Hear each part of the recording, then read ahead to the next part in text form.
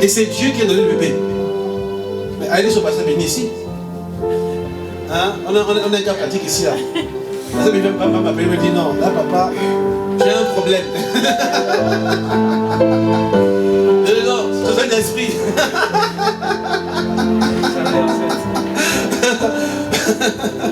Est-ce qu'on voit ici là? C'est que ici, Dieu nous emmène. En fait, c'est que quand Dieu nous parle, le but de la parole de Dieu, c'est d'élargir notre esprit.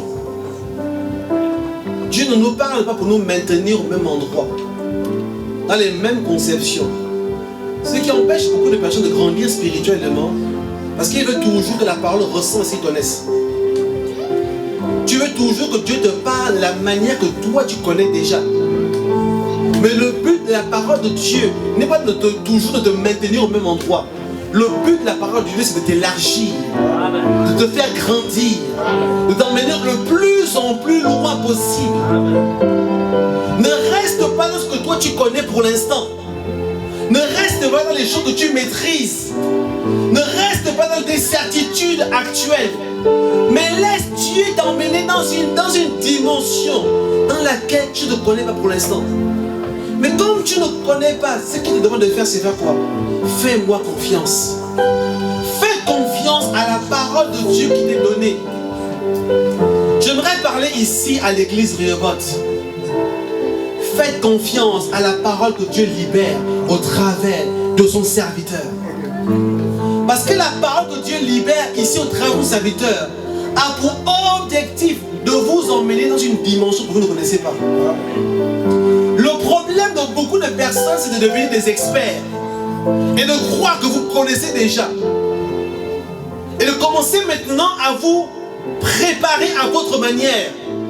Quand vous le faites ainsi, vous empêchez le miracle de Dieu de se produire en vous. Amen. Le miracle, c'est quoi? C'est quelque chose qui ne peut pas être expliqué. C'est la définition basique. Le miracle, c'est ce qui ne peut pas être expliqué. Ce qui ne peut pas être justifié. Ce qu'on ne peut pas dire, voilà comment c'est passé.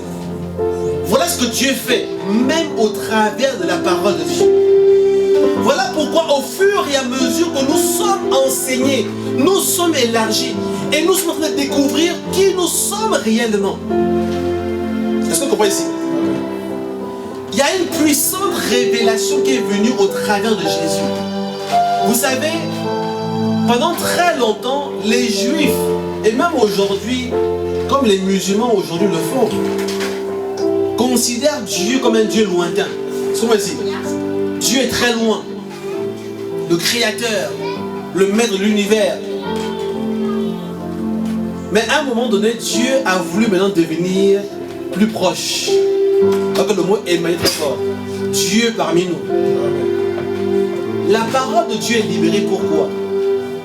Pas pour créer des lois. Quelqu'un me posait une question en me disant que quand tu es chrétien, qu'est-ce qu'il faut maintenant faire?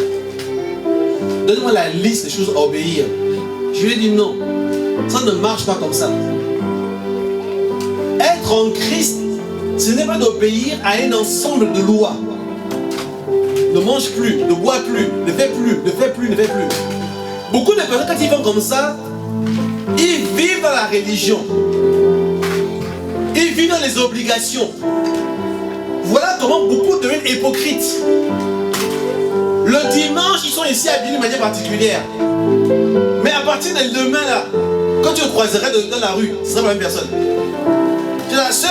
Ah, quelle sœur? Elle sera habillée différemment. Elle parlera différemment. Pourquoi? Parce que pour elle, le dimanche, elle doit prendre une tenue particulière. Elle doit maintenant dire shalom. Elle doit maintenant parler doucement. Alléluia frère, ça va? Que tu te bénisses. Le Seigneur est avec toi. Mais demain quand tu vas la voir, wesh, qu'est-ce que je te prends? Wesh, je te prends pour qui? Ah bon, sœur?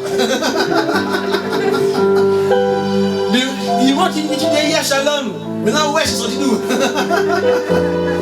Pourquoi tu dis maintenant, wesh, tu commences à parler de manière grossière, mais qu'est-ce qui s'est passé? Parce que, en fait, elle se conforme de l'extérieur. Comme aussi. Et elle essaie d'obéir à des dogmes. Ce n'est pas cela la foi en Dieu. La foi en Dieu, c'est de laisser Dieu venir en nous. Emmanuel, Dieu en nous. Dieu parmi nous. Afin que tu deviennes la parole qui a été annoncée. Amen.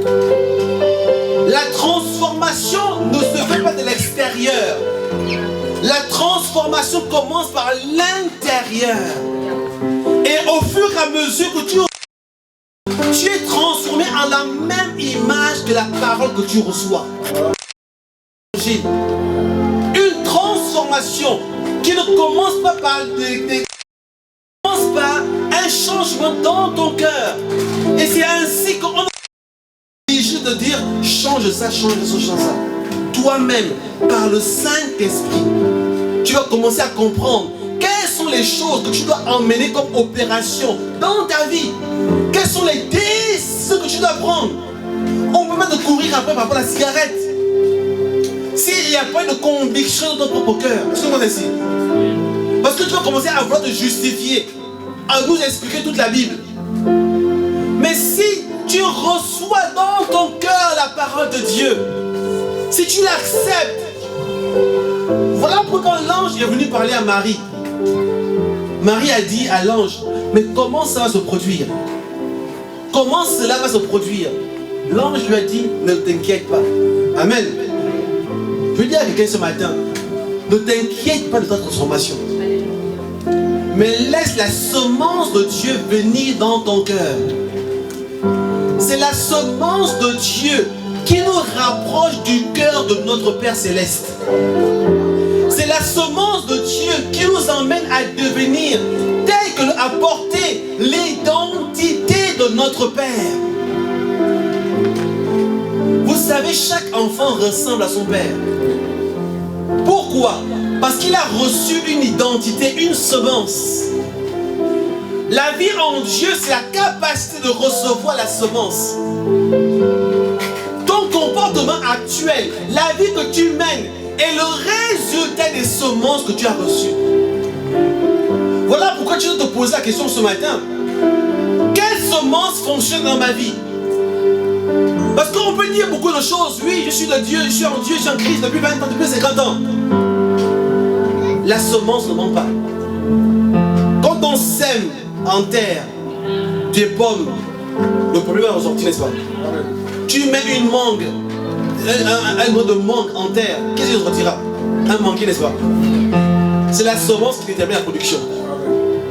C'est la semence qui détermine la production. Si tu vois dans ta vie, dans ton caractère, des fruits qui ne ressemblent pas à la nature de Dieu, la question à te poser, c'est quelle semence j'ai reçue? Voilà pourquoi ce matin, le Seigneur veut nous donner sa semence. Le Seigneur veut nous donner sa semence afin que nous puissions porter sa nature. Est-ce que vous me disiez ici?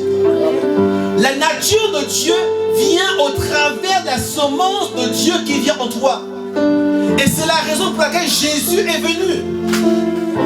Jésus est venu pour briser la séparation qui existait entre Dieu et les hommes. Parce que les Juifs faisaient juste que vouloir appliquer la loi de Dieu sans devenir réel de ce que Dieu attendait d'eux. Sans porter l'identité de Dieu. Jésus est venu pas pour obéir à la loi de Dieu. Jésus est venu pour qu'on puisse porter la nature de Dieu.